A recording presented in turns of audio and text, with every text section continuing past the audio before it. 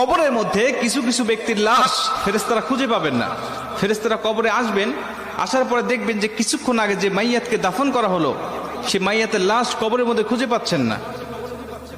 আল্লাহ রাসূল সাল্লাল্লাহু আলাইহি সাল্লাম বলেন, বুখারীর বর্ণনায় আসছে যে মাইয়াতকে যখন দাফন করে আত্মীয় স্বজনরা চলে যায়, 40 কদম দূরে যাওয়ার পরেই তার কবরে ফেরেশতার আগমন হয়। দুইজন ফেরেশতা তার কবরে আসে।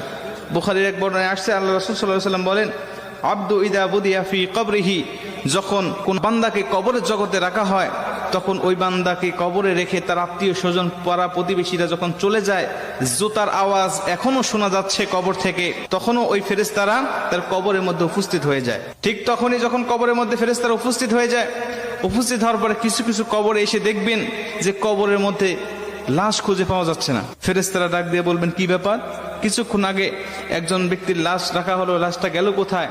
তারা তাকিয়ে দেখে যে বিশাল আকৃতির একটা পাখি কবরের মধ্যে শুয়ে আছে বা দাঁড়িয়ে আছে বা বসে আছে। পাখিকে উদ্দেশ্য করে ফেরেশতারা ডাক দিয়ে বলেন, পাখি, একটু আগে অমুকের সন্তান অমুক নামে একটা মাইয়াতকে এই কবরে রেখে গিয়েছে, ফুলান ইবনে ফুলান, অমুকের সন্তান অমুক এই কবরের মধ্যে শায়িত করা হয়েছে, সেই লাশটি গেল কোথায়? তুমি কি দেখেছো? পাখিটি ডাক দিয়ে বলবেন, হ্যাঁ আমি দেখেছি। কোথায়?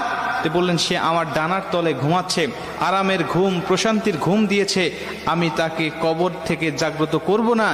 ইসরাফিল আলাইহিস সালাতু ওয়াস সালাম যখন সিংহায় ফুঁক দিবে তখন পর্যন্ত আমি তার পাহারাদার হিসাবে এখানে থাকব, তাকে প্রশান্তির ঘুম দেওয়ার জন্য আমি এখানে তাকে পাহারা দিব। মুসলমান ভাইরা আমার, ফেরেশতারাই পাখিকে ডাক দেয়া বলবেন, পাখি রে, ওই ব্যক্তিকে একটু বের করে দাও, আমরা তাকে শুধু 3টা প্রশ্ন করে চলে যাব। 3টা প্রশ্নের উত্তর যদি দিতে পারে তাহলে তুমি তাকে আরামের ঘুম, প্রশান্তির ঘুম তুমি তাকে পেরে রাখবে। পাখিটি ডাক দেয়া বলেন, না, আমি তাকে বের করে দিব না, আমি তাকে বের হতে দেব না, আমি তাকে ডাক দিতে পারবো না। খবরদার তোমরাও উচ্চস্বরে কথা বলবে না। বান্দা বড় ক্লান্ত শ্রান্ত শরীর নিয়ে, দেহ নিয়ে দুনিয়াতে আল্লাহর ইবাদত বন্দেগী করে এসেছে, আমি তাকে প্রশান্তির ঘুম পাড়িয়েছি, এই ঘুম থেকে আমি তাকে জাগনা করতে পারবো না। জোরে কোন সুবহানাল্লাহ। আমি তাকে জাগনা করতে পারবো না ঘুম থেকে। ফেরেশতারা ডাক দিয়া বলবেন, তোমাকে জাগনা করতেই হবে, কারণ আমি তাকে 3টা প্রশ্ন করব, তাকে রব সম্বন্ধে, দিন সম্বন্ধে আর নবী সম্বন্ধে তার কেমন ধারণা আছে, আমি তার কাছ থেকে এই জবাবদিহিটা নিতে চাই। তারপরে তুমি তাকে আরামের ঘুম, প্রশান্তির ঘুম তুমি তাকে পারাবে, যদি সে উত্তরগুলো দিতে পারে। আর যদি না দিতে পারে তাহলে তার কবরটা হবে জাহান্নাম, জাহান্নামের গর্ত, তাকে জাহান্নামের বিভিন্ন আযাবগুলো ভক্ষণ করতে হবে। মুসলমান ভাইরা আমার, পাখিটি সঙ্গে সঙ্গে ডাক দিয়া বলেন, ফেরেশতা, তুমি জানো না এই ব্যক্তিকে আমার আল্লাহ পাক ভালোবাসেন, এবং আমি যে পাখি আকারে তোমরা আমাকে দেখতে পাচ্ছ, আমি দুনিয়ার কোনো পাখি নয়, আমি হলাম এমন একটি আমল। দুনিয়ার জমিনে বান্দা যত কোরআন তেলাওয়াত করেছে, দুনিয়ার জমিনে নামাজের মধ্যে বান্দা কোরআন তেলাওয়াত করেছে, দুনিয়ার জমিনে বান্দা আল্লাহর জিকির করেছে, দুনিয়ার জমিনে তাহাজ্জুদে আমাকে তেলাওয়াত করেছে, দুনিয়ার জমিনে বান্দা সর্বসময় আমার তেলাওয়াত করেছে, ঈশার নামাজের পরে বান্দা আমার সূরা মুলুক তেলাওয়াত করেছে, ফজরের নামাজের পরে বান্দা আমার সূরা ইয়াসিন তেলাওয়াত করেছে, মাগরিবের নামাজের পরে আমার সূরা ওয়াকিয়া তেলাওয়াত করেছে।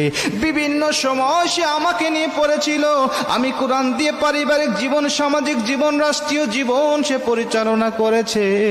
এজন্য আমি কোরআন তাকে আজকে এই কঠিন মুসিবতে একা রেখে যাব না। আমি এসেছি তাকে পাহারা দেওয়ার জন্য, কবরে, মিজানে, হাসরে ফুলসিরাত পার করাইয়া বান্দাকে জান্নাত দেওয়ার আগ পর্যন্ত আমি তার পিছন থেকে সরব না। জোরে কোন সুবহানাল্লাহ।